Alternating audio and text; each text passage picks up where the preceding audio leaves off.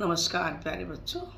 इसी पाठ का अगला जो अंश है वो आपके साथ में समझाने का प्रयास कर रही हूँ। पद है अनुनय विनय नहीं सुनता है निकट फिरंगी की माया, व्यापारी बन दया चाहता था जब वह भारत आया।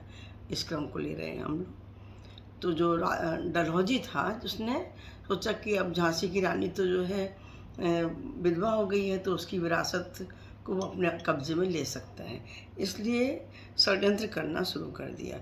और झांसी की रानी ने जब अपने लिए कुछ अनुनय विनय की कि ऐसा मत करो, अत्याचार मत करो, तो उसने उसकी उस चीज़ों को नहीं सुना, क्योंकि वो व्यापारी बनकर भारत आए थे अंग्रेज, और भारत को लूटना चाहते हैं। डलहौजी ने धीरे धीरे पैर पसार लिए, मतलब पैर पसारना मतलब अपने अधिकार क्षेत्र को बढ़ा लेना, अपनी सीमाओं को बढ़ा लेना।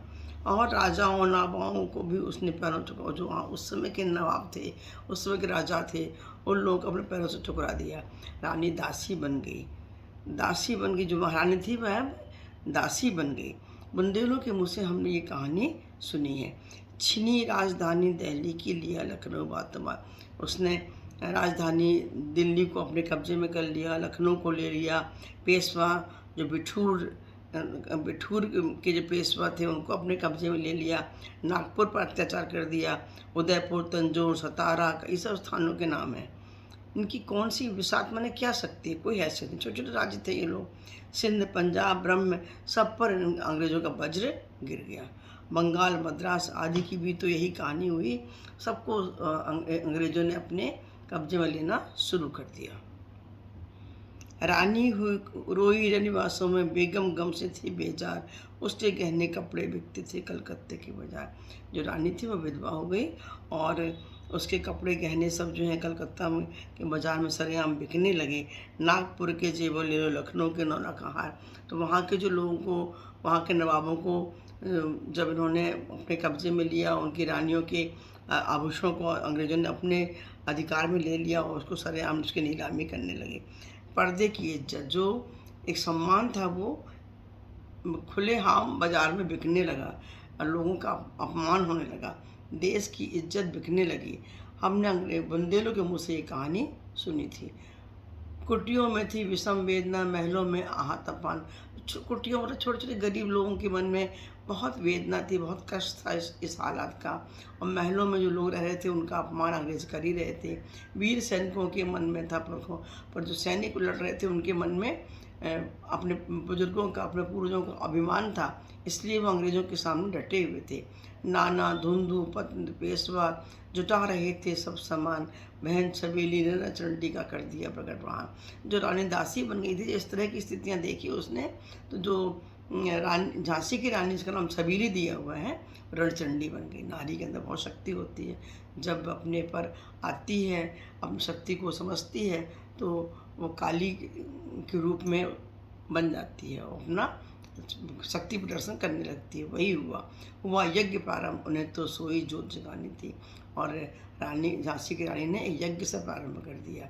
महलों में आग झोपड़ी ने ज्वाला सुलगाई थी, स्वतंत्रता की चिंगारी अंतर तंत्र आई थी। महलों में आग लग गई। महलों में आग लगना मतलब क्या है कि जो लोग बड़े बड़े महलों में रहते थे वे सब झांसी रानी के साथ हो गए।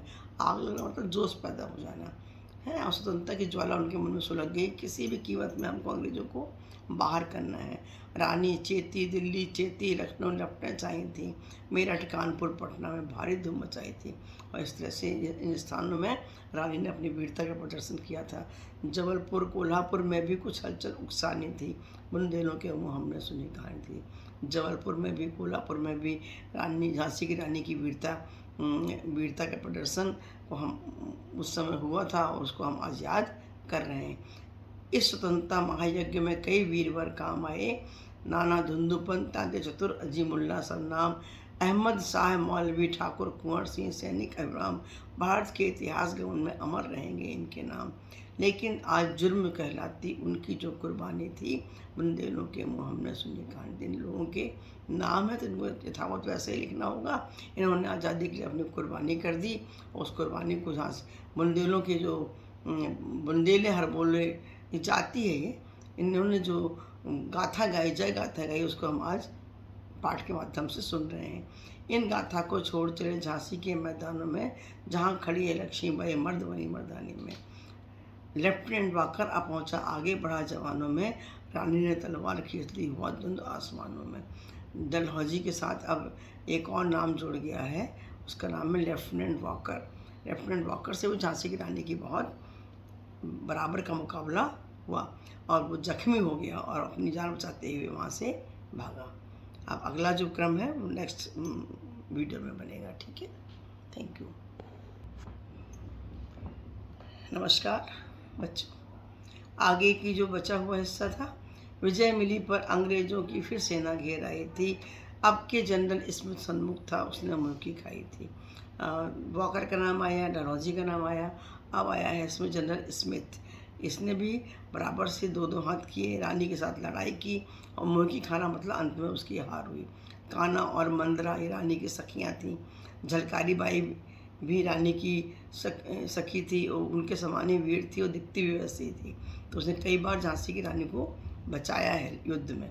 युद्ध क्षेत्र में इन दोनों ने भारी धूम मचाई थी, पर पीछे ह्यूरोज आ गया। एक और अंग्रेज का नाम है ह्यूरोज हाईगिरी, उसने पीछे से हमला कर दिया रानी के ऊपर। रानी को इस बात का आभास नहीं था कि पीछे से कोई हमला कर सकता है। वह उस युद्ध क्षेत्र में नीचे गिर गई। तो भी रानी मार काट करती बनी सैन्य के पार, किंतु सामने नाला। इसके बाद भी वह उठकर फिर मार कट कर रही थी। इसी बीच में एक नाला आ गया, वह बड़ा नाला था और उसमें उसे घोड़े का नाम था, घोड़ा अड़ गया, वो पार नहीं कर पाया। इतने में आ गए सवार, रानी एक शत्रु बहुत तेरे होने लगे वार पर राय। घायल होकर गिरी सिंह ने उसे वीर गति पानी थी। रानी अपने आप को संभाल नहीं पाई, उसका घोड़ा भी वहाँ से बिदक गया और एक साथ कई लोगों ने अटैक उसके ऊपर कर दिया, जिससे कि वह वीर गति को प्राप्त हो गई। वीर गति का समय आया तो रानी ने खुद अपने आप को अपनी तलवार लगा ली थी। अंग्रेज़ों के हाथ से मरना नहीं चाहती थी वो। रानी गई सिधार, अब उसकी दिव्य सवारी थी। अब रानी सिधार गई और दिव्य सवारी क्या थी? उसकी चिता। वो अपने स्वाभिमान के साथ चिता को उसने अपनी सवारी बनाया। मिला तेज से तेज सच्ची अधिकारी थी। ये जो रानी का तेज था वो उस परम तत्व तेज से मिल गया, जिसकी वो सच्ची अधिकारिणी थी। उम्र केवल 23 की थी, मनुज नहीं अवतारी थी। वह 23 साल की उम्र में उसने इतना वीरता का प्रदर्शन किया था, इतनी वीरांगना बनकर उसने युद्ध किया था। हमको जीवित करने आई मन स्वतंत्रता नारी थी। उसने हमारे अंदर भी देश स्वतंत्रता की आग पैदा की और देश के प्रति प्रेम जगाया। दिखा गई पथ सिखा गई, हमको सिखानी थी। उसने दिखा दिया कि नारी कमज़ोर नहीं है। देश पर जब अत्याचार हो तो देश से बढ़ के कुछ नहीं है। उसने ये हमको शिक्षा दी है। जाओ रानी, याद रखेंगे हम कृतज्ञ भारतवासी। जब रानी की चिता जलने लगी तो भारतवासी उसको श्रद्धांजलि दे रहे हैं, भावपूर्ण कह रहे हैं, हम आपके कृतज्ञ हैं, हम आपके आभारी हैं। आपके बलिदान को हम याद रखेंगे, आपके प्रयास से स्वतंत्रता प्राप्त होगी उसको हम याद रखेंगे। होवे चुप इतिहास, लगे सच्चाई को चाहे फांसी। चाहे आपके लिए इतिहास चुप हो जाए, ताकि आपकी सच्चाई को बताने के लिए तैयार नहीं हो मदमाती विजय, मिटा दे गोलों में चाहे झांसी। चाहे अंग्रेज मदमस्त होकर झांसी को क्यों न मिटा दें, तेरा स्मारक तू ही होगी। तू अपनी प्रशंसा का स्तंभ तू खुद बनेगी। तू एक अमिट निशानी है। तू दुनिया में नहीं है फिर भी तू अमिट है, कालजयी है, हमेशा याद की जाएगी। बुंदेले हर मुल्लों के मुँह हमने सुनी कहानी थी। बुंदेलों के मुँह से हमने रानी की वीर गाथा को सुना था। खूब लड़ी झांसी की रानी, वह वीरांगना रानी थी। धन्यवाद।